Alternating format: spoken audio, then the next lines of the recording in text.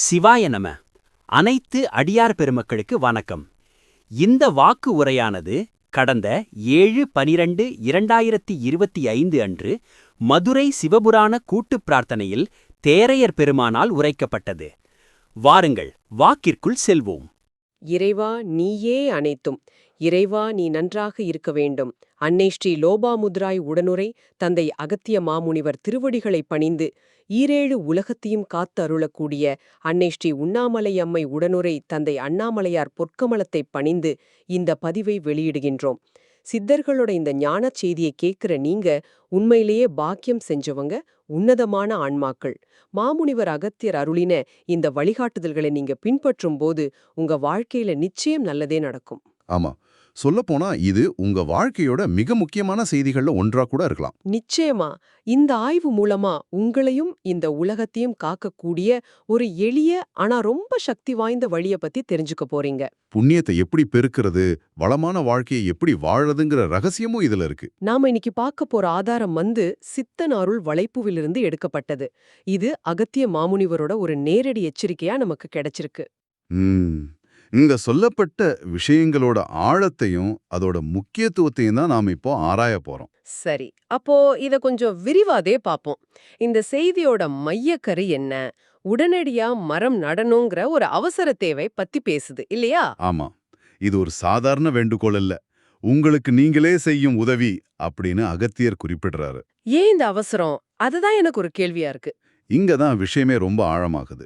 அதாவது, எதிர்காலத்துல மரங்களோட பற்றாக்குறையால தீய ஒளி அலைகள் காத்துல கலக்கும்னு ஒரு தீர்க்கமான எச்சரிக்கை இருக்கு. தீய ஒளி அலைகளா? ஆமா, அத நாம சுவாசிக்கும் போது அதுவே நமக்கு நோய்களை உருவாக்கும்னு சொல்றாரு. அப்போ இது வெறும் சுற்றுச்சூழல் அக்கறை மட்டும் இல்ல. இல்லவே இல்ல. இது மனித குலத்துக்கான ஒரு தற்காப்பு நடவடிக்கை, ஒரு பாதுகாப்பு கவசம் மாதிரி.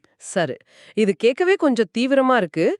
இதுல இருந்து நம்மள காத்துக்க என்ன செய்யணும்னு சொல்லப்பட்டிருக்கு? தீர்வு ரொம்ப ஆச்சரியமா, ரொம்ப எளிமையா இருக்கு. அப்படியா? ஆமா, முதலாவது ரொம்ப முக்கியமானது, உடனடியா மரம் நடணும்.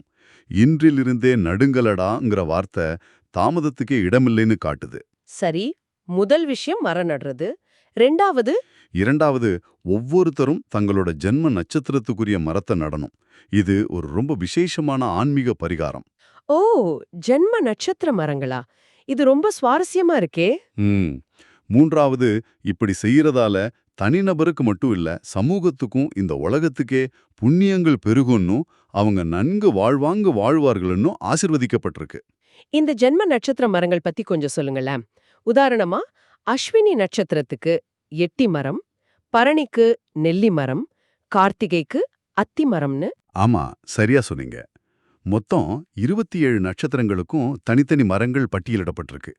முதல்ல உங்க நட்சத்திரத்துக்கான மரம் எதுன்னு தெரிஞ்சுக்கிறது தான் முதல் படி. அப்போ இதுல ஒரு ஆழமான தத்துவமும் இருக்குன்னு நினைக்கிறேன். நிச்சயமா. நீங்களெல்லாம் திருந்திவிட்டால் எவருக்கும் இங்க வேலை இல்லையேடான்னு ஒரு வரி வருது பாருங்க. ஆமா, அது நம்ம பொறுப்பு நமக்கு உணர்த்துற ஒரு வரி. மனிதர்கள் தங்களோட பொறுப்பை உணர்ந்து சரியா செயல்பட்டா இந்த மாதிரி தெய்வீக தலையீடுகளுக்கே அவசியம் இல்ல இல்லையா?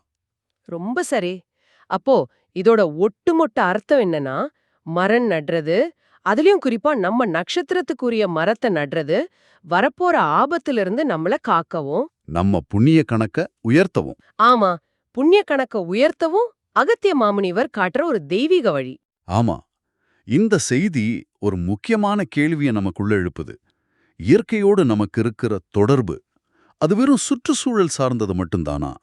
இல்ல நாம மறந்த ஒரு ஆழமான ஆன்மீக பொறுப்பா? இது நீங்க நிச்சயம் சிந்திக்க வேண்டிய ஒரு விஷயம். அதனாலதான் இந்த உலகளாவிய செய்திய உங்களுக்கு தெரிஞ்ச எல்லாருக்கும் பகிருங்கன்னு கேட்டுக்கிறோம். ஆமா, இது முதல் தர உயிர் புண்ணியத்தை தரும் ஒரு மகத்தான சேவைன்னு கூட சொல்லப்பட்டிருக்கு. வாட்ஸ்அப், ஃபேஸ்புக், இன்ஸ்டாகிராம்னு எல்லா சமூக ஊடகங்களையும் இந்த பரப்புங்க.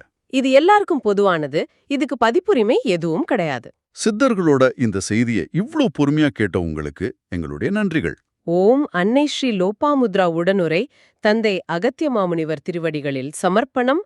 சர்வம் சிவார்ப்பணம்.